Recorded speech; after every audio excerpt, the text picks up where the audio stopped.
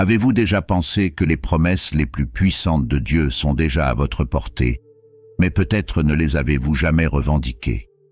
Imaginez ce que ce serait de vivre en paix au milieu du chaos, avec de la force lorsque vous vous sentez faible, des ressources en cas de besoin et une protection qui va au-delà de ce que vous pouvez voir.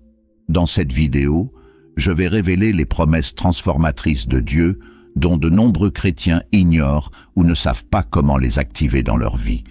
Lorsque nous parlons de la promesse de paix que Dieu nous offre, nous ne parlons pas d'une paix superficielle ou momentanée, comme ce sentiment que nous ressentons après avoir résolu un problème quotidien ou après une période de repos. La paix de Dieu est quelque chose de bien plus profond, quelque chose qui dépasse toute compréhension humaine. On l'appelle une paix qui dépasse toute compréhension, parce qu'elle n'est pas basée sur les circonstances qui nous entourent. Au contraire, elle est disponible même au milieu des tempêtes les plus intenses de la vie. Cette paix est une promesse que Dieu fait à tous ceux qui lui font confiance, et c'est une paix surnaturelle que nous pouvons expérimenter même lorsque le chaos semble dominer tout ce qui nous entoure. Il est important de se rappeler que Dieu n'a jamais promis que nous serions à l'abri des difficultés ou des crises. Il n'a jamais dit que la vie serait toujours paisible et sans problème. En fait, Jésus nous a prévenu que nous affronterions des tribulations dans le monde. Jean 16, 33. Les tempêtes de la vie sont inévitables. Nous vivons tous des moments où les choses semblent devenir incontrôlables, qu'il s'agisse d'une crise financière, d'un problème de santé, d'une relation compliquée ou de toute autre situation difficile. Dans ces moments-là, il est naturel de ressentir de l'anxiété, de la peur et même du désespoir. Après tout, nous sommes des êtres humains et souvent, l'intensité des problèmes peut sembler insurmontable. Mais c'est précisément dans ces moments-là que la promesse de paix de Dieu devient encore plus réelle et nécessaire. La paix que Dieu offre ne dépend pas de l'absence de problèmes, mais de sa présence dans nos vies. C'est une paix qui nous est accessible, même lorsque tout autour de nous semble s'effondrer. Avez-vous déjà eu un moment où, même face à de grands défis, vous avez ressenti un calme inexplicable, comme si quelque chose en vous vous disait qu'à la fin, tout irait bien? C'est un aperçu de la paix que Dieu nous promet. Cette paix ne vient pas de nos capacités ou de nos efforts pour résoudre les situations, mais de la certitude que Dieu est aux commandes, peu importe ce à quoi nous sommes confrontés. L'un des exemples les plus puissants de cette paix en action se trouve dans la vie de Jésus. Alors qu'il était avec ses disciples dans un bateau, une violente tempête se forma. Les disciples, terrifiés, craignaient pour leur vie, tandis que Jésus, étonnamment, dormait paisiblement. Quand ils le réveillèrent désespéré, Jésus se leva simplement, réprimanda le vent et la mer, et la tempête se calma immédiatement. Cette histoire, rapportée dans Matthieu 8, 23 à 27, n'est pas seulement un récit du pouvoir de Jésus sur la nature, mais une illustration vivante de la paix qu'il avait au milieu de la tempête. Jésus n'était ni anxieux ni effrayé, parce qu'il avait pleinement confiance dans la souveraineté et le contrôle de son Père céleste. Et cette même paix dont Jésus a fait preuve pendant la tempête est accessible à chacun de nous. Vous vous demandez peut-être, comment puis-je expérimenter cette paix dans ma vie? La réponse réside dans une confiance totale en Dieu. La Bible nous enseigne, dans Philippiens 4, 6 à 7, à ne pas nous inquiéter de quoi que ce soit, mais à présenter à Dieu toutes nos préoccupations et nos besoins dans la prière avec un cœur plein de gratitude. Et lorsque nous faisons cela, la paix de Dieu, qui surpasse toute intelligence, gardera nos cœurs et nos esprits en Jésus-Christ. Cette promesse nous rappelle que la paix de Dieu n'est pas quelque chose que nous gagnons par le mérite ou nos propres efforts, mais quelque chose qu'il nous donne lorsque nous lui faisons confiance et lui confions nos préoccupations. Il est important de comprendre que cette paix ne dépend pas d'un changement immédiat des circonstances. Souvent, Dieu ne supprime pas immédiatement les tempêtes auxquelles nous sommes confrontés, mais nous donne la force et la paix nécessaires pour les supporter. C'est une paix qui agit en nous, même lorsque l'extérieur reste chaotique. Imaginez-vous être dans l'œil d'un ouragan, où, malgré tout ce qui vous entoure en mouvement violent, au centre règne un calme absolu. C'est ainsi qu'agit la paix de Dieu. Elle nous donne la tranquillité dans notre cœur, même lorsque les tempêtes de la vie continuent autour de nous. Cette paix est le résultat de la confiance. Lorsque nous mettons notre confiance en Dieu, reconnaissant qu'il contrôle et qu'il nous aime profondément, nous commençons à expérimenter ce calme surnaturel. Cependant, faire confiance à Dieu signifie souvent renoncer au désir de contrôler chaque situation.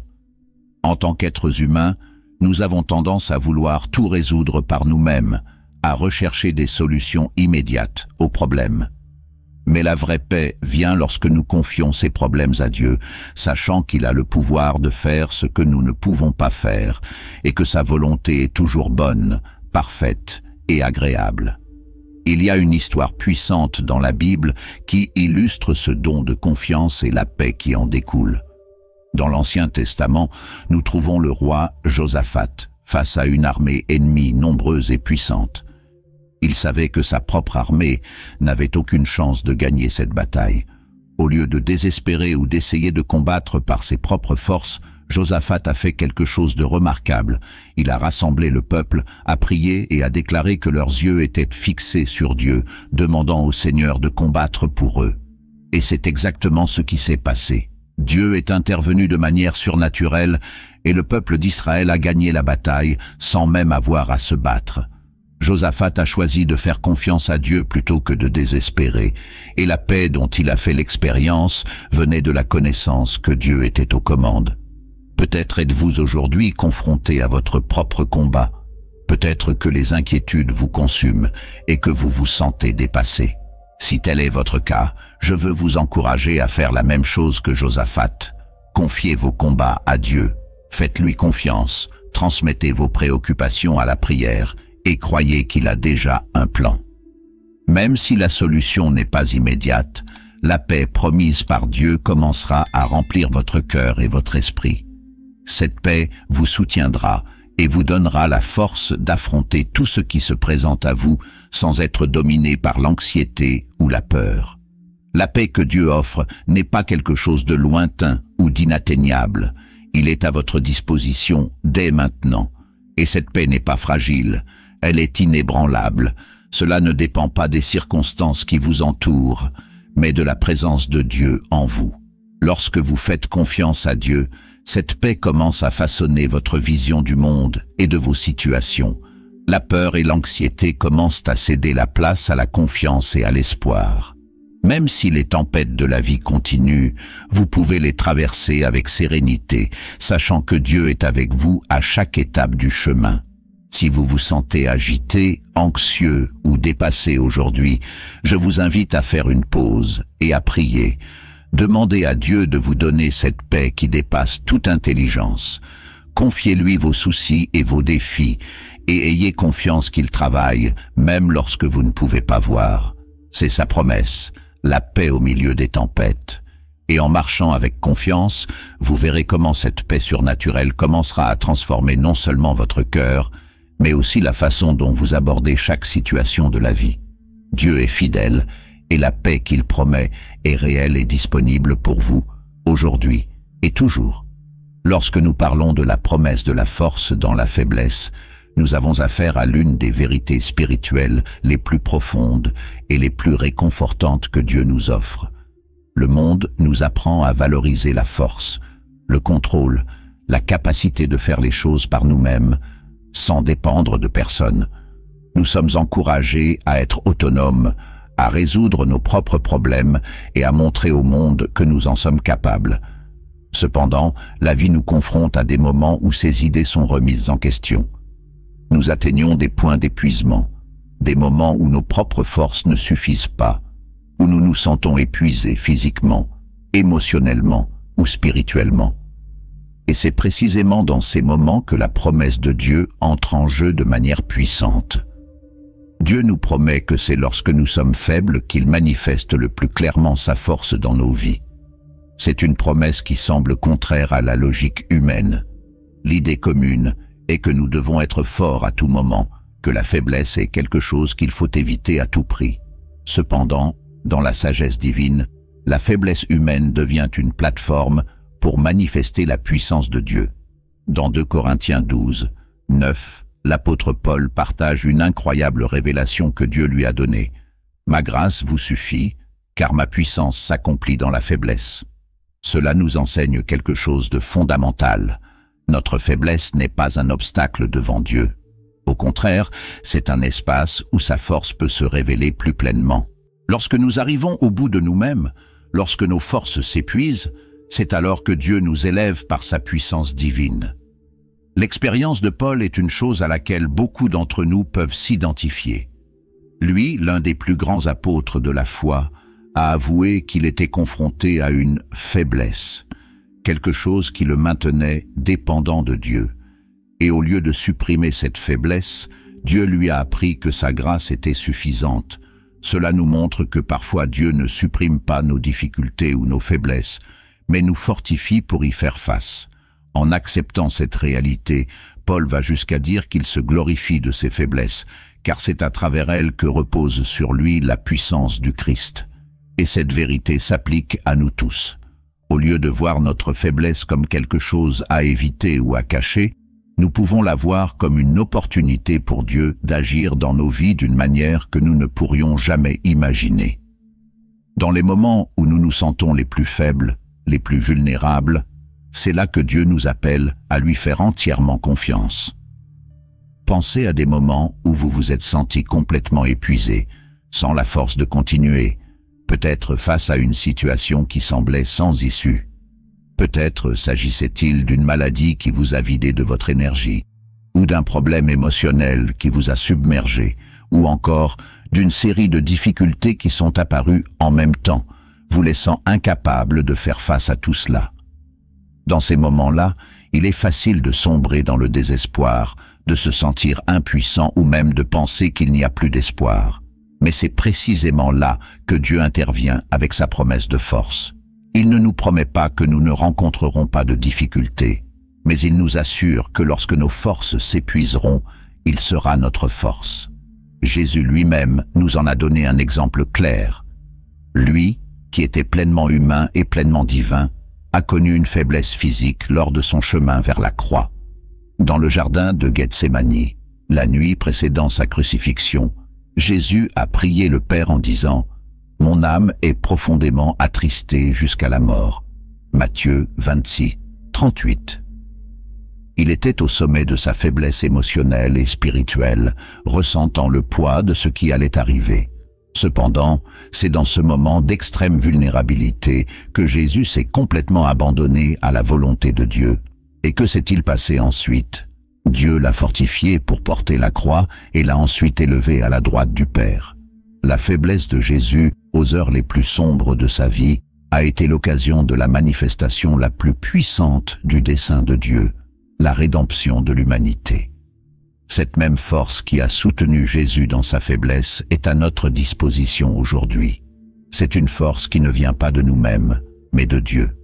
Isaïe 40, 29 à 31 nous rappelle que « Il fortifie ceux qui sont fatigués et donne une grande force aux faibles, mais ceux qui attendent le Seigneur renouvellent leur force. Ils planent comme des aigles, ils courent et ne s'épuisent pas, ils marchent et ne te fatiguent pas. » Ce passage est profondément réconfortant car il nous montre que même si nous nous sentons faibles et épuisés, Dieu travaille en nous pour renouveler nos forces. La clé, cependant, est de s'attendre au Seigneur, de lui faire confiance, de reconnaître que notre force humaine est limitée, mais que la force de Dieu est infinie. Il y a une histoire dans la Bible qui illustre magnifiquement cette vérité, l'histoire de David face à Goliath. Tout le monde connaît cette histoire, mais on oublie souvent que David, aux yeux des humains, n'était absolument pas fait pour cette bataille. Il était jeune, petit, sans expérience du combat, tandis que Goliath était un géant, un guerrier entraîné. Selon la logique humaine, David n'avait aucune chance de gagner. Cependant, David savait que sa force ne venait pas de lui-même, mais de Dieu. Il affronta le géant au nom du Seigneur et, contre toute attente, gagna. Cela nous enseigne que, même lorsque nous nous sentons petits et faibles face aux géants qui apparaissent dans nos vies, la force de Dieu en nous peut nous conduire à la victoire. L'histoire de Gédéon est un autre exemple inspirant de la façon dont Dieu agit dans notre faiblesse. Lorsque Dieu l'appela à diriger Israël contre les Madianites, Gédéon se trouva le moins qualifié pour cette tâche. Il était issu d'une famille modeste, sans aucune expérience en matière de leadership ni de combat. Cependant, Dieu a choisi Gédéon précisément à cause de sa faiblesse, pour montrer que la victoire ne viendrait pas des capacités humaines, mais de la puissance divine. Et, en fait, Dieu a réduit l'armée de Gédéon à seulement 300 hommes, afin que tout le monde sache que la victoire sur les Madianites serait l'œuvre de Dieu et non l'effort humain. Gédéon, qui a d'abord douté de lui-même, a fait confiance à Dieu et a vu l'impossible se réaliser. Cela nous enseigne que même lorsque nous nous sentons mal préparés ou incapables, Dieu peut faire des choses extraordinaires à travers nous si nous lui faisons confiance. Cette vérité s'applique à nous aujourd'hui. Peut-être êtes-vous actuellement confronté à une période de grande faiblesse. Peut-être que vous vous sentez épuisé, émotionnellement épuisé ou spirituellement perdu. Vous portez peut-être un fardeau qui semble trop lourd à porter. Je veux vous encourager à vous rappeler que vous n'êtes pas obligé d'affronter cela seul. Non seulement Dieu voit votre faiblesse, mais il promet de vous fortifier. Lorsque vous vous sentez le plus faible, il est prêt à être votre force. Tout ce qu'il demande, c'est que vous lui fassiez confiance, que vous remettiez votre faiblesse entre ses mains et que vous lui permettiez de vous renouveler. La beauté de cette promesse est que la force de Dieu n'a pas de limite. En tant qu'êtres humains, nous avons nos limites et, à un moment donné, notre énergie s'épuise. Mais Dieu ne se lasse jamais. Il est une source inépuisable de pouvoir et de renouveau. Lorsque nous lui faisons confiance, nous ouvrons les portes à cette force surnaturelle pour entrer dans nos vies et nous soutenir dans les moments les plus difficiles. Il n'est pas nécessaire que vous ayez toutes les réponses, ni que vous sachiez exactement quoi faire dans chaque situation. La seule chose que vous devez faire est d'avoir confiance que Dieu sait et qu'il a le contrôle. Il y a une phrase de Charles Spurgeon, un grand prédicateur, qui résume bien cette promesse. Quand Dieu permet que nous soyons brisés, il nous brise d'une manière que lui seul peut réparer. Dans notre faiblesse, nous pouvons essayer de lutter avec nos propres forces, mais c'est lorsque nous nous arrêtons et nous abandonnons à Dieu qu'il nous fortifie d'une manière que nous ne pourrions jamais imaginer. Et cette force n'est pas temporaire, elle est continue, renouvelée et suffisante pour nous guider à chaque étape du chemin. La promesse de provision de Dieu est l'une des réalités les plus réconfortantes et transformatrices de notre foi, surtout lorsque nous sommes confrontés à des périodes de pénurie et de besoin. Dans un monde où nous mesurons souvent la valeur de quelque chose en fonction de sa disponibilité ou de sa rareté, il est facile de se sentir ébranlé lorsque nous regardons autour de nous et réalisons que nos ressources diminuent. Vous avez peut-être déjà vécu cela. Il se peut qu'en ce moment vous traversiez une période dans laquelle vos besoins semblent bien plus grands que ce dont vous disposez, que ce soit sur le plan financier, émotionnel ou spirituel. Lorsque nous sommes confrontés à ce sentiment de manque, d'absence, d'impossibilité, il est naturel que l'anxiété, la peur de l'avenir et même le désespoir surgissent dans notre cœur. L'esprit commence à réfléchir à la façon dont les choses vont se passer, d'où viendra le prochain approvisionnement, comment il sera possible de sortir de cette situation. Mais c'est précisément dans ces moments-là que la promesse de provision de Dieu devient un pilier sur lequel nous pouvons nous appuyer. Dieu, dans sa parole, promet qu'il répondra à tous nos besoins, et cette promesse n'est pas conditionnée aux circonstances qui nous entourent. Philippiens 4,19 nous assure « Mon Dieu pourvoira à tous vos besoins selon sa richesse, avec gloire, par Jésus-Christ. » Et voici la beauté de cette promesse. Cela ne dépend pas de ce que nous voyons ou de ce que nous avons. Elle n'est pas limitée par les circonstances naturelles ou les ressources que nous pouvons toucher ou sur lesquelles nous pouvons compter. La provision de Dieu vient de sa richesse en gloire, c'est-à-dire d'une source inépuisable, une source qui dépasse ce que nous pouvons imaginer ou comprendre. Pour comprendre plus profondément cette promesse de provision, nous devons d'abord comprendre qui est Dieu. Il n'est pas seulement un Père aimant qui veut le bien de ses enfants, il est le Créateur de l'univers, celui qui contrôle toutes choses. Il possède tout et sa capacité à subvenir aux besoins n'a donc aucune limite. Lorsque nous sommes confrontés à un moment de pénurie, il est courant de penser en termes de « il n'y en a pas assez »,« je ne sais pas comment je vais obtenir ce dont j'ai besoin » ou « je ne vois pas de solution ». Sortie. Mais Dieu ne se limite pas à ses limites. Elle opère à un niveau bien plus grand, bien plus profond que n'importe quelle circonstance visible. Et c'est exactement ce qui nous apporte l'espoir, le fait que Dieu ne dépend pas de facteurs extérieurs, de conditions favorables ou de ressources terrestres pour répondre à nos besoins. L'histoire du peuple d'Israël, lors de son voyage dans le désert, en est un exemple frappant. Ils ont connu des années de pénurie apparente.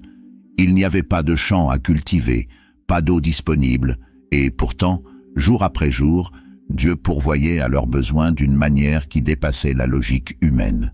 Il envoya la manne du ciel, fit couler l'eau d'un rocher, et les fit vivre pendant 40 ans dans un environnement où, naturellement, la vie serait impossible. Ce récit nous enseigne que Dieu n'est pas limité par ce que nous voyons ou comprenons. Lorsqu'il promet de pourvoir, il le fait selon sa propre capacité, qui est illimitée. Qu'est-ce que cela signifie pour nous en période de besoin? Cela signifie que même si nous regardons autour de nous et ne voyons pas comment les choses peuvent se passer, nous pouvons être sûrs que Dieu a déjà un plan. Il sait déjà comment il va fournir. Il a déjà préparé les ressources et il les fera parvenir jusqu'à nous au moment opportun. Un autre exemple frappant de provision divine se trouve dans la vie du prophète Élie. Pendant une période de sécheresse et de famine, Élie fut envoyé par Dieu près d'un ruisseau où il fut soutenu d'une manière tout à fait inattendue. Des corbeaux lui apportèrent de la nourriture, et lorsque le ruisseau s'est tari, Dieu a fait en sorte qu'Élie soit nourri par une veuve qui a miraculeusement vu que sa farine et son huile ne manquaient jamais pendant qu'elle prenait soin du prophète. 1er Roi 17. Cette histoire nous montre que Dieu peut utiliser des moyens que nous n'aurions jamais imaginés pour nous soutenir. Parfois, il pourvoit à nos besoins d'une manière qui défie notre logique. Qui aurait imaginé que les corbeaux, des animaux qui ne se soucient généralement pas des autres, seraient chargés de nourrir un prophète de Dieu? Mais c'est exactement ce qui se produit lorsque nous faisons confiance à la provision divine. Dieu déplace les pièces du puzzle de nos vies d'une manière que nous ne pouvons pas prédire. Mais au-delà des exemples bibliques, il est important de réfléchir à la manière dont cette promesse de provision s'applique à nous aujourd'hui. Il se peut que vous traversiez actuellement une période de manque dans votre vie. Peut-être que les factures s'accumulent et que vous ne savez pas comment vous allez les payer. Ou peut-être faites-vous face à une crise émotionnelle où il semble que rien ne puisse combler le vide que vous ressentez. Il se peut que vos besoins soient de nature spirituelle et que vous vous sentiez éloigné de Dieu, comme s'il y avait un désert entre vous et lui.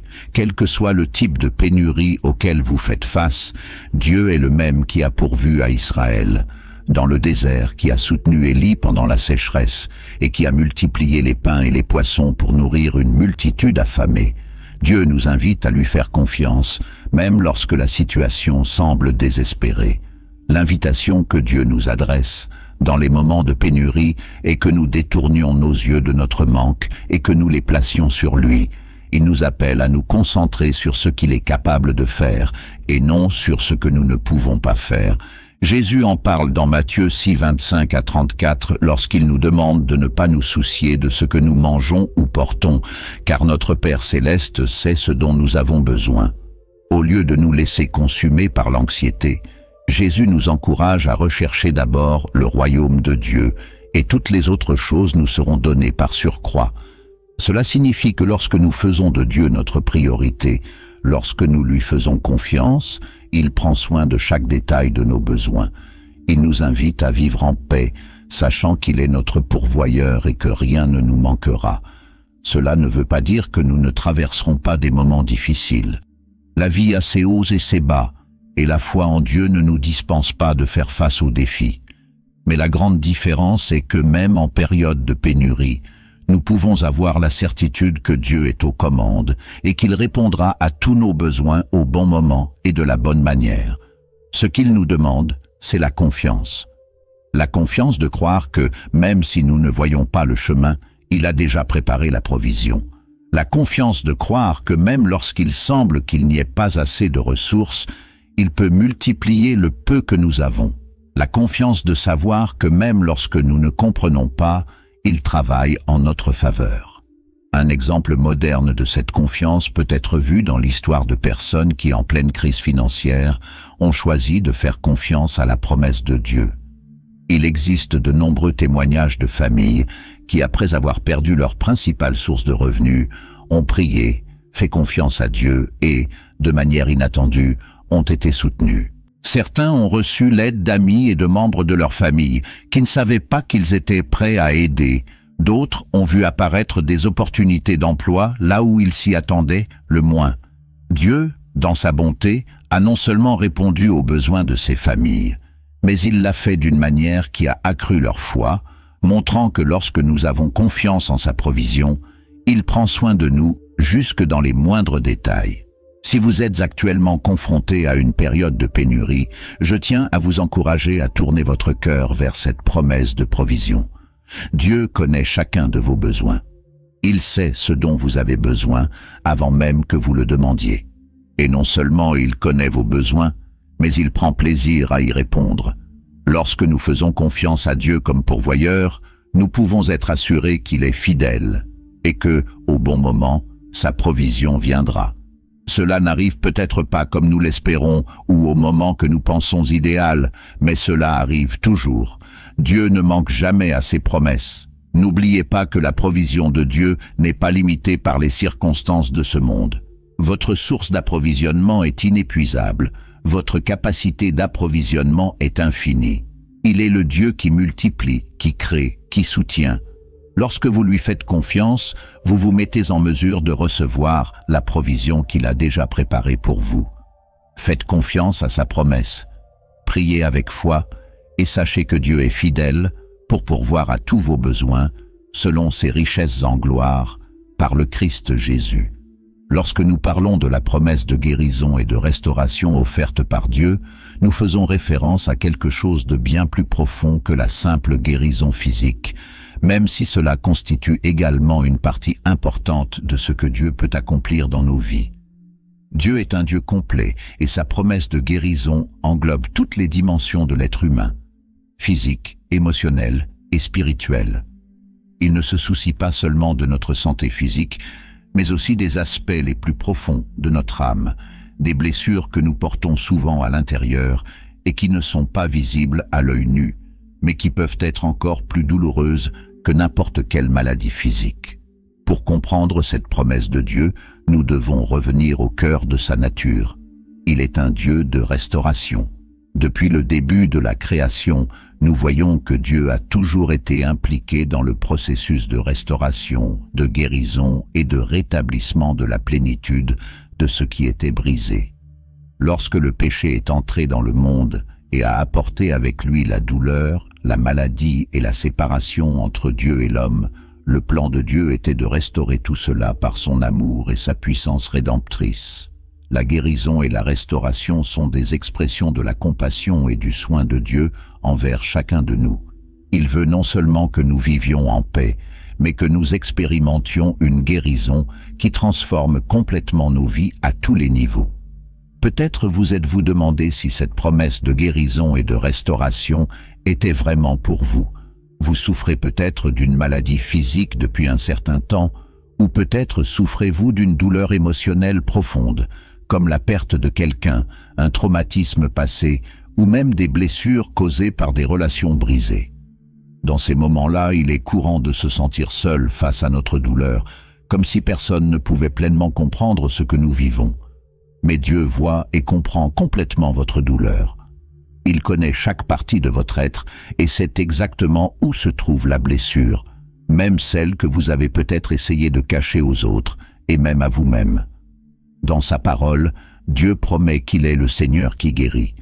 Dans Exode 15:26, il se révèle comme le Seigneur qui vous guérit, et cette promesse n'est pas seulement une référence à la guérison physique, mais aussi à la guérison émotionnelle et spirituelle. Dieu veut nous restaurer pleinement. Cela ne se limite pas à traiter uniquement les symptômes externes de notre douleur. Cela va directement à la racine du problème. Et c'est une vérité que beaucoup d'entre nous doivent comprendre. Parfois, nous prions pour que Dieu nous délivre d'une situation difficile ou qu'il nous guérisse d'une maladie spécifique, mais nous ne réalisons pas que pendant que nous demandons une guérison physique, Dieu travaille sur quelque chose d'encore plus profond.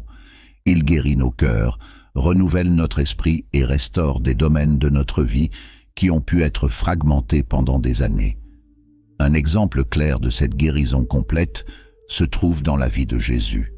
Au cours de son ministère sur terre, il a guéri d'innombrables personnes. Il a restauré la santé physique des paralytiques, des lépreux et des aveugles. Mais la guérison offerte par Jésus allait au-delà du physique. Il disait souvent « Vos péchés sont pardonnés » avant de guérir une maladie physique. Cela nous montre que Jésus souhaitait restaurer la personne entière, corps, âme et esprit. Il savait que la douleur physique était souvent liée à la douleur émotionnelle et spirituelle, et que la véritable restauration ne se produisait que lorsque chaque partie de la personne était touchée par sa puissance. L'une des plus belles histoires de guérison et de restauration de la Bible est celle d'une femme qui a souffert d'une perte de sang pendant 12 ans. Elle avait vu tous les médecins et dépensé tout ce qu'elle possédait, mais son état ne s'est pas amélioré et elle a vécu isolée et exclue de la société, car sa maladie la rendait impure selon les lois de l'époque. Cependant, lorsqu'elle a entendu parler de Jésus, elle a cru que si elle touchait simplement ses vêtements, elle serait guérie. Elle l'a fait et instantanément sa maladie a été guérie. Mais ce qui est encore plus impressionnant, c'est ce qui se passe ensuite. Jésus s'arrête, la regarde et l'appelle « fille ». Cela guérit non seulement votre corps, mais restaure votre dignité, votre valeur et votre identité. Elle n'était plus la femme impure et rejetée. Elle était désormais une fille bien-aimée, guérie et complètement rétablie. Cette histoire nous montre à quel point la guérison de Dieu va au-delà du physique.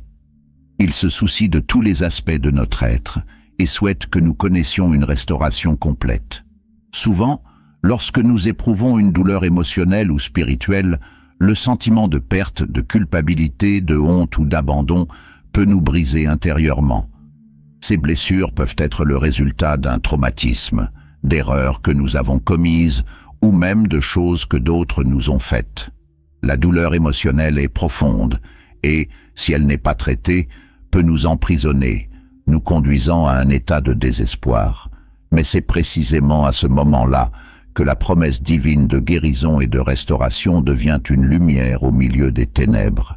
Il est le Dieu qui guérit les cœurs brisés. Le psaume 147, 3 nous dit que « Il guérit ceux qui ont le cœur brisé et pansent leurs blessures ». Quelle que soit la profondeur de votre douleur, Dieu peut pénétrer au plus profond de votre être et y apporter la guérison. Or, lorsque nous parlons de restauration spirituelle, nous parlons de quelque chose qui affecte notre relation avec Dieu. Le péché, tout au long de l'histoire, nous a séparés de Dieu et nous a apporté la mort spirituelle. Mais à travers Jésus, Dieu offre la restauration la plus complète de toutes. La réconciliation avec lui est la base de toute guérison que nous pouvons expérimenter. Jésus est venu restaurer ce qui était brisé entre nous et Dieu, nous offrant le pardon de nos péchés et la possibilité de vivre une nouvelle vie. Lorsque nous comprenons que nous avons été spirituellement restaurés grâce au Christ, cela nous donne la base de croire qu'il peut restaurer n'importe quel autre domaine de notre vie. De plus, la guérison émotionnelle et spirituelle ne se produit pas seulement lors de grands moments de transformation, mais peut également se produire progressivement à mesure que nous marchons avec Dieu. Parfois, la guérison se présente comme un processus. Vous ne constaterez peut-être pas de changements immédiats pour le moment, mais à mesure que vous faites confiance à Dieu et que vous lui confiez votre douleur, il commencera lentement à agir dans votre cœur. Il élimine l'amertume, guérit les blessures émotionnelles et redonne l'espoir que vous avez peut-être perdu au fil des années. Il nous transforme, nous façonne et nous conduit vers un lieu de paix et de restauration qui ne peut être trouvé qu'en lui. De nombreuses personnes font l'expérience d'une guérison physique miraculeuse et instantanée. et c'est une grande démonstration de la puissance de Dieu. Mais d'autres fois, Dieu utilise le temps pour guérir et restaurer, travaillant sur des zones profondes de notre être dont nous ne savions peut-être même pas qu'elles étaient blessées. Un témoignage puissant de guérison émotionnelle et spirituelle vient d'une personne qui, après de nombreuses années de ressentiment et de douleur causées par la trahison, a commencé à prier pour la guérison. Au début, elle espérait que Dieu supprimerait immédiatement la douleur. Mais ce que Dieu a fait était encore plus profond. Il a commencé à la guider dans un processus de pardon, à l'aider à gérer les émotions qu'elle avait réprimées pendant si longtemps et à restaurer son cœur de l'intérieur. Ce processus lui a apporté une paix et une liberté qu'elle n'aurait jamais imaginé possible. C'est la promesse que Dieu vous fait aussi. Peu importe ce à quoi vous avez fait face, qu'il s'agisse d'une maladie physique, d'une douleur émotionnelle ou d'une blessure spirituelle, Dieu veut guérir et restaurer chaque partie de vous. Il ne veut pas que vous viviez dans la douleur, l'angoisse ou la peur. Il est le Dieu qui apporte la guérison complète, qui redonne la joie, qui renouvelle la foi et qui transforme le cœur. Si aujourd'hui vous avez l'impression que certaines parties de vous sont brisées, rappelez-vous que Dieu est le Dieu de la restauration. Il voit vos blessures, il se soucie de votre douleur et il est prêt à apporter la guérison dans tous les domaines de votre vie. L'invitation de Dieu est que vous lui fassiez confiance, que vous lui abandonniez vos blessures et votre douleur et que vous lui permettiez d'agir en vous d'une manière que lui seul peut faire. Quelle que soit la profondeur de la souffrance, Dieu est capable de guérir et de restaurer. Il est fidèle à sa promesse et il veut vous voir vivre dans la plénitude qu'il vous a destinée. Lorsque nous pensons à la promesse de Dieu de nous guider dans les moments de confusion, nous parlons de l'une des réalités les plus profondes et les plus réconfortantes de la vie chrétienne. Dans les moments d'incertitude, lorsque nous nous sentons perdus ou ne savons pas quel chemin prendre, la promesse que Dieu est prêt à nous guider clairement et soigneusement est quelque chose qui peut transformer complètement la façon dont nous affrontons ces défis. La vie, de par sa nature, nous met souvent dans des situations où des décisions doivent être prises, qu'elles soient grandes ou petites, et nous ne connaissons pas toujours la bonne réponse tout de suite.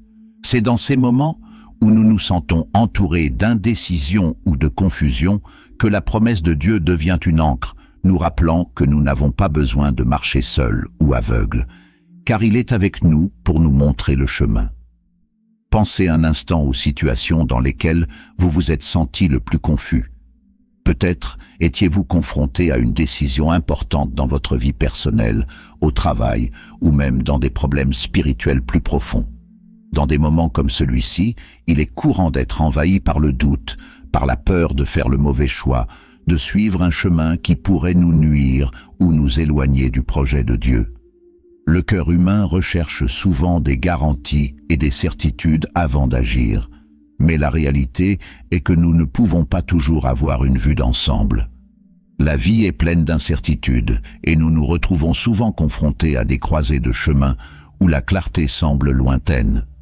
Cependant, c'est précisément dans ce scénario de confusion que la direction de Dieu devient une promesse si puissante, car elle nous offre quelque chose que le monde ne peut pas offrir, une direction parfaite et sûre qui ne dépend pas de notre compréhension limitée, mais de la sagesse infinie de Dieu.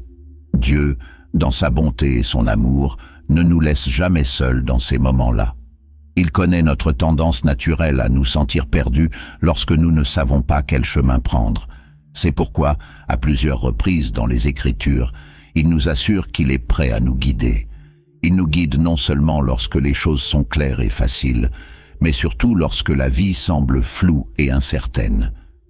La promesse de Dieu de nous guider dans les moments de confusion est une assurance que même lorsque nos sens nous font défaut, il est là pour nous guider sur les bons chemins, ceux qui sont alignés avec ses desseins supérieurs.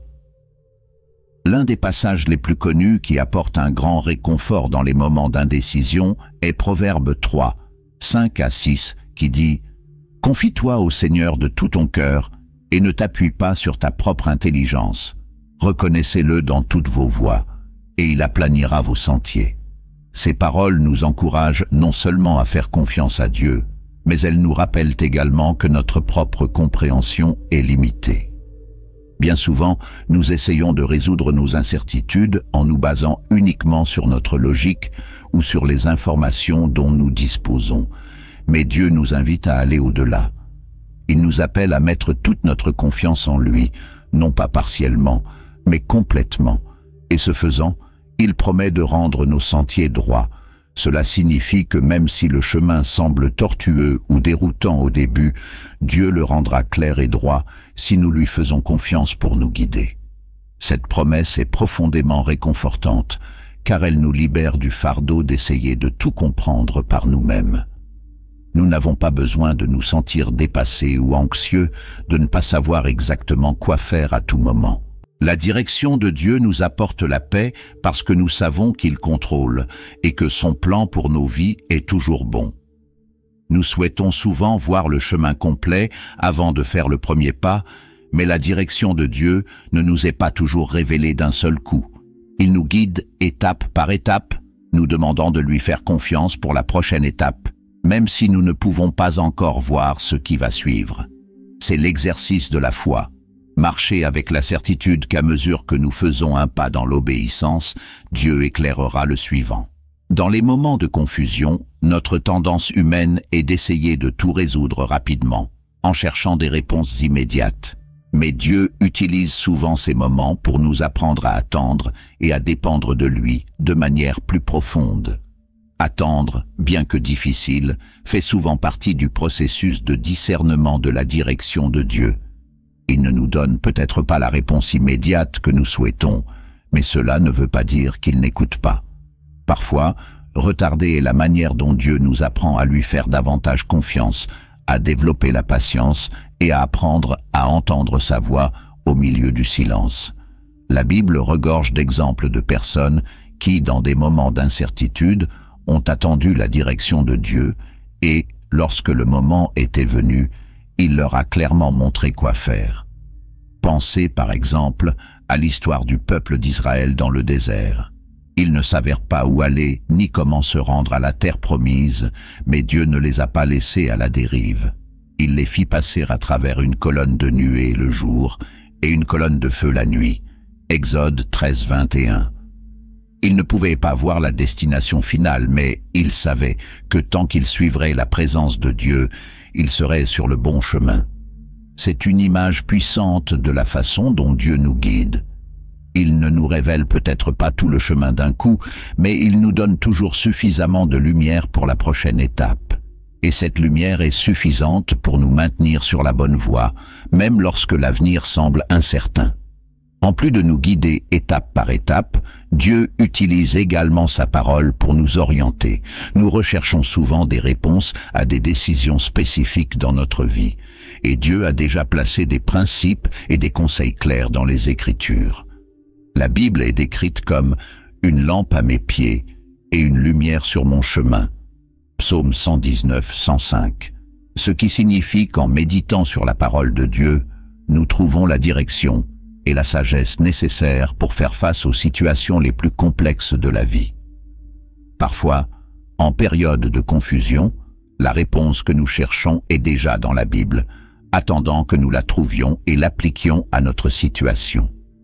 Un autre aspect important de la promesse de direction de Dieu est qu'il utilise souvent les circonstances et les personnes qui nous entourent pour nous guider.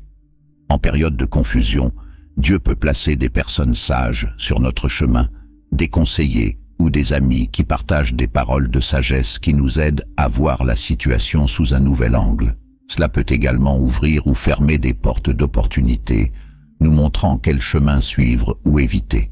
Ces signes ne sont pas toujours immédiatement clairs, mais lorsque nous cherchons la direction de Dieu avec un cœur humble et à l'écoute, il nous révèle son plan, même si c'est d'une manière à laquelle nous ne nous attendions pas. La direction de Dieu s'accompagne également de la paix. Même lorsque le chemin semble incertain, Dieu nous donne une paix intérieure qui confirme que nous sommes sur le bon chemin. Dans Colossiens 3, 15, il nous est demandé de laisser la paix du Christ gouverner nos cœurs. Cela signifie que lorsque nous sommes alignés sur la volonté de Dieu, nous ressentons une paix qui surmonte la confusion et le doute. Même si nous n'avons pas encore toutes les réponses, cette paix est le signe que Dieu nous guide et nous pouvons lui faire confiance pour continuer à nous montrer le chemin. La promesse de direction de Dieu dans les moments de confusion n'est pas seulement une promesse de nous montrer le bon chemin, mais aussi une promesse de nous accompagner sur ce chemin. Il n'est pas seulement un guide qui nous montre la direction et nous laisse ensuite tranquilles. Il marche avec nous côte à côte, veillant à ce que nous ne soyons jamais seuls dans notre voyage. C'est profondément réconfortant car cela nous rappelle que, même si l'avenir semble incertain, Dieu est à nos côtés, nous soutient et nous guide avec sa sagesse et son amour. Donc, si vous êtes actuellement confronté à un moment d'indécision ou de confusion, je veux vous encourager à placer entièrement votre confiance en Dieu. Il connaît déjà le chemin que vous devez suivre. Il a déjà un plan pour votre vie, un plan qui correspond à ses desseins supérieurs. Votre rôle est de rechercher sincèrement sa direction, de lui abandonner vos doutes et d'avoir confiance qu'au bon moment, il vous révélera la voie. N'oubliez pas que Dieu ne nous appelle pas à tout comprendre d'un coup, mais à lui faire confiance étape par étape. Et pendant que vous faites cela, il sera fidèle pour guider vos pas, aplanir vos chemins et vous conduire exactement là où il veut que vous soyez. Lorsque nous parlons des promesses de Dieu et de la manière dont elles s'appliquent à nos vies, l'une des plus grandes vérités que nous devons comprendre est que ces promesses sont accessibles à tous les croyants. Ils ne sont pas exclusifs à certaines personnes, à ceux qui semblent avoir une foi inébranlable ou qui mènent une vie impeccable. Au contraire, les promesses de Dieu s'adressent à nous tous, y compris à ceux qui luttent, qui échouent, qui sont confrontés à des doutes et à des incertitudes. Et c'est une réalité transformatrice, car elle nous rappelle que la grâce de Dieu n'est pas conditionnée à notre perfection, mais plutôt à sa bonté et à son amour pour nous. Nous sommes souvent tentés de penser que les promesses de Dieu, qu'elles soient de paix, de provision, de guérison ou de guidance, s'adressent uniquement à ceux qui semblent les mériter, ceux qui ne vacillent jamais dans leur foi, qui semblent toujours faire ce qui est juste et qui vivent une vie que nous admirons. Il est facile de regarder ces gens et de penser, bien sûr, Dieu les bénira. Mais qu'en est-il de moi? Est-ce que je mérite les promesses de Dieu avec tous mes défauts et imperfections? Peut-être avez-vous ressenti cela, vous demandant si vous êtes vraiment digne d'expérimenter tout ce que Dieu a à offrir, ou si, d'une manière ou d'une autre, vos faiblesses et vos péchés vous ont placé hors de portée de ses promesses. Si vous avez déjà pensé de cette façon, je tiens à vous assurer que ce point de vue est loin de la vérité. La beauté d'une relation avec Dieu est qu'il nous aime et nous offre ses promesses, non pas parce que nous sommes parfaits, mais parce qu'il l'est. Dans Romains 3, 23 à 24, Paul nous rappelle que tous sont péchés et sont privés de la gloire de Dieu, étant justifiés gratuitement par sa grâce, par la rédemption qui est en Jésus-Christ. En d'autres termes, nous échouons tous, mais c'est par la grâce de Dieu que nous sommes justifiés, et non par nos propres mérites. Les promesses de Dieu sont donc basées sur cette grâce et sur notre foi en lui, et non sur la perfection de notre comportement. Cela signifie que même si vous êtes aux prises avec des doutes, des échecs, des moments où vous avez l'impression que votre foi ne suffit pas, les promesses de Dieu sont toujours pour vous. Ils ne sont pas hors de votre portée, car ils ne dépendent pas de votre perfection, mais de la bonté et de la fidélité de Dieu. L'un des grands exemples bibliques de la manière dont les promesses de Dieu sont accessibles à tous les croyants se trouve dans la vie d'Abraham. On l'appelle souvent le père de la foi, mais la vérité est qu'Abraham a aussi eu ses moments de doute et d'imperfection. Pourtant, Dieu a fait des promesses incroyables à Abraham, qu'il serait le père de nombreuses nations et que sa progéniture serait bénie. Genèse 12, 1 à 3. À plusieurs instants, Abraham hésita. Il doutait de la promesse qu'il aurait un fils dans sa vieillesse, et dans son impatience, il essaya d'aider Dieu à accomplir la promesse, ce qui aboutit à la naissance d'Ismaël par l'intermédiaire d'Agar, la servante de sa femme, Sarah.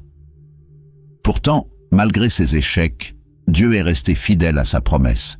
Il n'a pas abandonné Abraham et n'a pas non plus retiré sa promesse. Et au bon moment, Isaac est né, accomplissant la promesse de Dieu. L'histoire d'Abraham nous enseigne que même lorsque nous sommes imparfaits, Dieu reste fidèle à ses promesses. Sa fidélité ne dépend pas de nos échecs, mais de son caractère immuable. Un autre exemple puissant se trouve dans la vie des disciples de Jésus. Pensez à Pedro, par exemple. Pierre était un homme de foi, mais aussi quelqu'un qui a échoué de manière significative. Il a promis à Jésus qu'il ne l'abandonnerait jamais, mais la nuit où Jésus a été arrêté, Pierre l'a renié 3 fois. Cependant, même après ce reniement, Jésus n'a pas abandonné Pierre. Après la résurrection, Jésus a cherché Pierre, l'a restauré et a réaffirmé son appel sur sa vie. Jean 20 et 1, 15-19. Cela nous montre que même lorsque nous commettons des erreurs, même lorsque nos échecs semblent trop importants, les promesses de Dieu sont toujours à notre portée.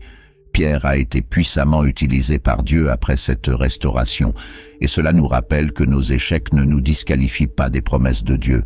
Si vous avez l'impression que votre foi ne suffit pas ou que vous échouez plus que vous ne réussissez, il est important de vous rappeler que Dieu n'exige pas la perfection. Au lieu de cela, il nous appelle à un chemin de foi où nous apprenons à lui faire confiance, même dans nos faiblesses. La foi, après tout, n'est pas l'absence de doute ou de lutte, mais plutôt la décision de continuer à faire confiance à Dieu, même lorsque nous ne comprenons pas tout ou lorsque nous échouons. Dans 2 Corinthiens 12, 9, Paul partage l'une des promesses les plus encourageantes de Dieu. « Ma grâce vous suffit, car ma puissance s'accomplit dans la faiblesse. » Cela signifie que dans nos moments de plus grande faiblesse, c'est à ce moment-là que la puissance de Dieu se manifeste le plus fortement dans nos vies.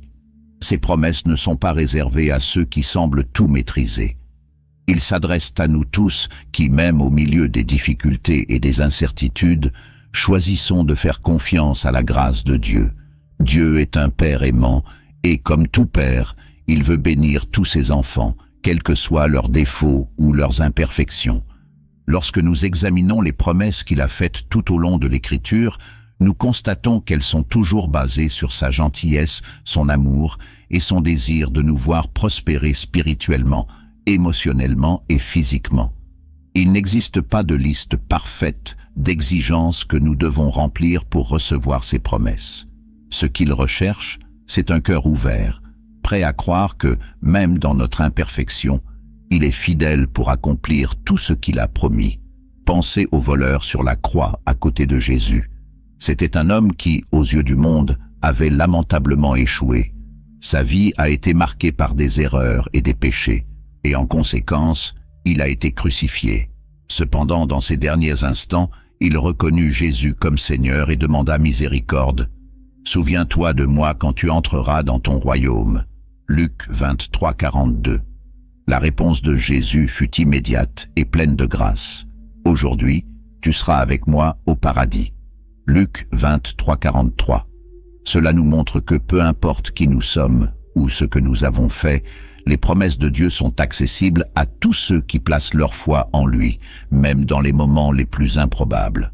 Ce que nous devons comprendre, c'est que Dieu n'attend pas que nous soyons parfaits pour nous bénir. Il connaît nos échecs, nos luttes et nos doutes, et pourtant il nous offre ses promesses de paix, de guérison, de provision et de direction. La clé est de reconnaître que ces promesses sont données par la grâce et non par nos mérites. Nous ne gagnons pas les promesses de Dieu grâce à notre performance, mais plutôt grâce à notre foi en lui. Et cette foi n'a pas besoin d'être parfaite, elle doit simplement être sincère. Même une foi de la taille d'une graine de moutarde peut déplacer des montagnes. Matthieu 17, 20. Cela nous rappelle que, aussi petite ou faible que notre foi puisse paraître, elle suffit lorsqu'elle est placée entre les mains d'un Dieu grand et puissant. Donc, si vous vous sentez indigne ou insuffisant pour recevoir les promesses de Dieu, je veux que vous sachiez que ce sentiment ne reflète pas la vérité de l'amour de Dieu pour vous. Ces promesses sont à votre disposition maintenant, là où vous êtes, avec tous vos défauts, doutes et imperfections. Tout ce qu'il demande, c'est que vous veniez à lui d'un cœur bien disposé, croyant qu'il est fidèle à accomplir ce qu'il a promis. Les promesses de Dieu s'adressent à tous les croyants, y compris vous. Lorsque nous parlons des promesses de Dieu, l'une des choses les plus importantes que nous devons comprendre est que même si ces promesses sont merveilleuses et accessibles à nous, elles ne s'activent pas automatiquement dans nos vies. Nous devons adopter une position active pour les voir se manifester. Dieu nous offre généreusement ses promesses, mais c'est à nous de les connaître, d'y croire et surtout de les revendiquer activement dans notre vie. Et cette activation se produit à travers un processus de prière constante et une foi qui reste ferme, même face aux difficultés. Vous avez peut-être entendu à maintes reprises parler des promesses de Dieu, paix, provision, guérison, direction et bien d'autres, et elles semblent, d'une certaine manière, éloignées de votre réalité actuelle. Vous vous demandez peut-être, si ces promesses sont réelles, pourquoi est-ce que je ne vis pas cela dans ma vie en ce moment? Ou peut-être avez-vous l'impression que même si vous savez que ces promesses existent, elles ne se sont pas encore clairement concrétisées dans votre vie. Si vous avez déjà ressenti cela, sachez que cela ne veut pas dire que Dieu ne veut pas accomplir ses promesses dans votre vie. Ce qui manque souvent, c'est que nous prenions les mesures nécessaires pour les activer dans notre voyage spirituel. La première chose que nous devons faire pour activer les promesses de Dieu est de les connaître. Cela peut paraître évident, mais c'est fondamental. Bien souvent, nous vivons bien loin de ce que Dieu a pour nous simplement parce que nous ne sommes pas conscients de tout ce qu'il nous a promis. La parole de Dieu est remplie de promesses qui couvrent tous les aspects de la vie, de la paix au milieu de la tempête à la guérison, au pardon et au salut. Mais pour les expérimenter, il faut d'abord les connaître en profondeur. Cela signifie que nous devons passer du temps dans les Écritures, méditer la parole de Dieu et chercher à comprendre ce qu'il nous a déjà garanti à travers ses promesses. C'est comme découvrir un trésor caché. Les promesses sont là, attendant d'être trouvées, mais c'est à nous de creuser et de les trouver. Lorsque nous connaissons les promesses de Dieu, la prochaine étape consiste à y croire. Et c'est là que se trouve souvent le défi. Car croire aux promesses de Dieu nécessite une foi qui va souvent au-delà de ce que nous voyons ou ressentons sur le moment. Croire en quelque chose qui ne s'est pas encore manifesté nous oblige à avoir confiance en la fidélité de Dieu, et cela n'est pas toujours facile lorsque nous sommes confrontés à des circonstances contraires.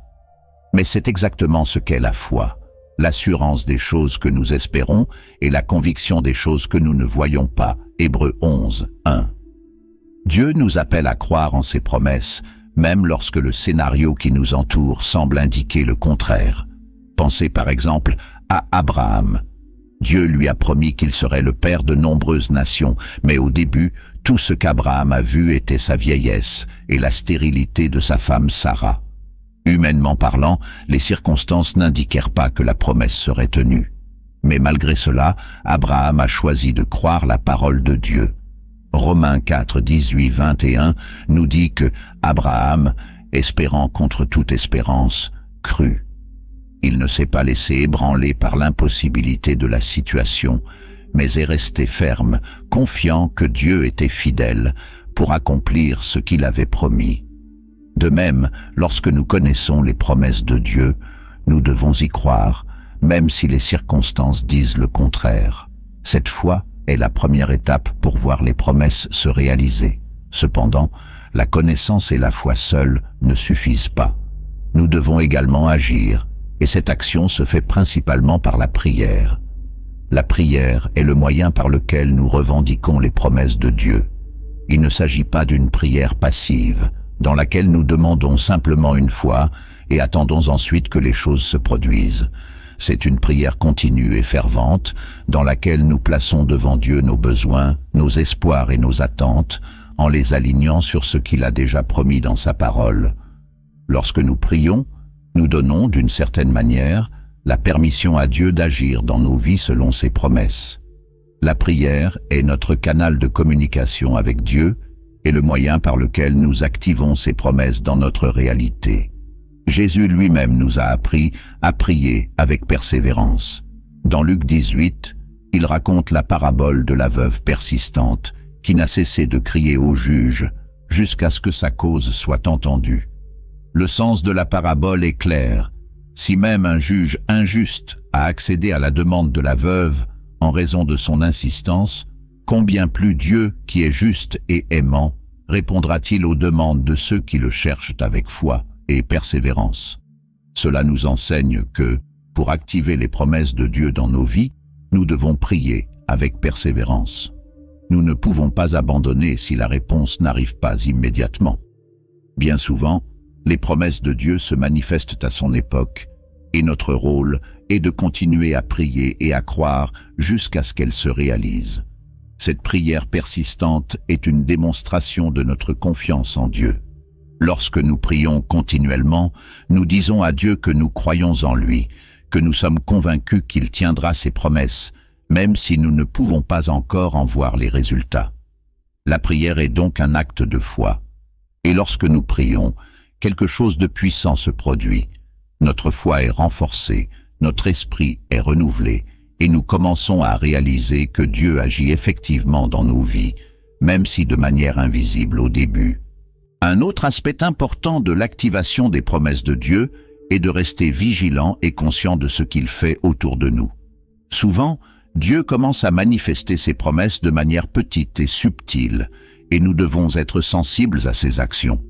La réponse ne viendra peut-être pas de façon spectaculaire ou immédiate, mais plutôt à travers de petits changements et des opportunités qui, au fil du temps, se transformeront en pleine réalisation de la promesse.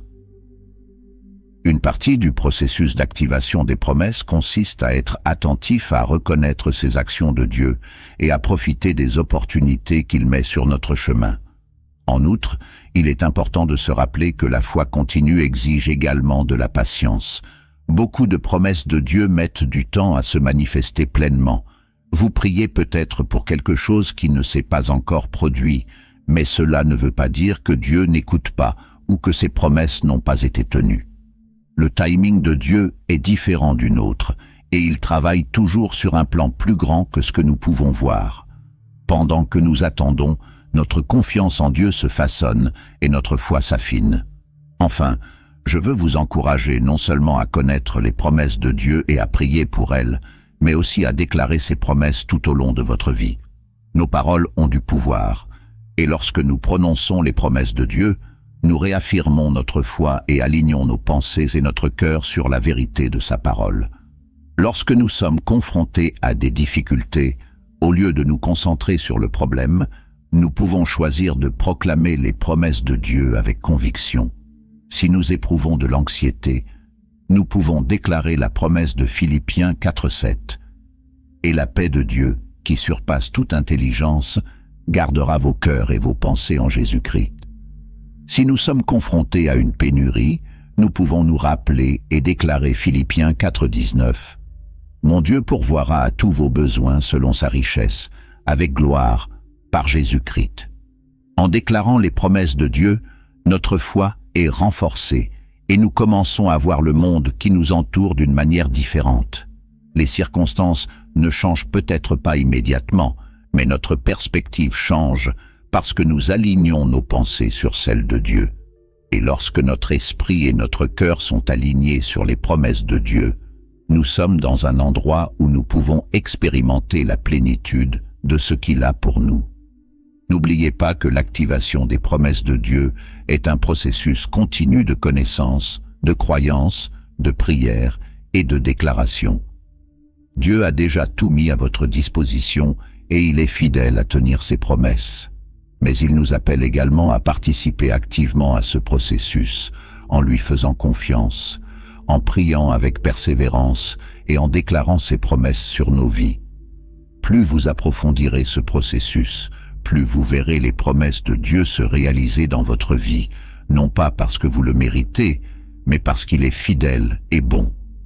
Avant de terminer, je tiens à vous rappeler que les promesses de Dieu sont réelles, accessibles et disponibles pour nous tous.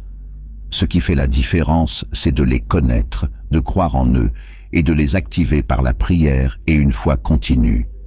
Dieu est toujours prêt à accomplir ce qu'il a promis, mais il nous appelle à agir, à chercher et à rester ferme, même lorsque des défis se présentent. Si vous souhaitez expérimenter ces promesses plus profondément dans votre vie, Je vous encourage à commencer dès maintenant. Passez plus de temps dans la parole, déclarez les promesses de Dieu sur votre vie. Priez avec confiance et observez comment il commence à agir. Maintenant, je veux avoir de vos nouvelles. Quelles promesses de Dieu cherchez-vous à activer dans votre vie? Laissez votre commentaire ci-dessous. J'aimerais savoir ce que Dieu a dit à votre cœur. Si cette vidéo vous a aidé d'une manière ou d'une autre, n'oubliez pas d'aimer et de partager avec quelqu'un qui a également besoin d'entendre ce message. Et bien sûr, si vous n'êtes pas encore abonné à la chaîne, abonnez-vous dès maintenant et activez la cloche pour ne manquer aucun contenu. Ensemble, continuons à grandir dans la foi et à vivre les promesses de Dieu. Jusqu'à la prochaine fois.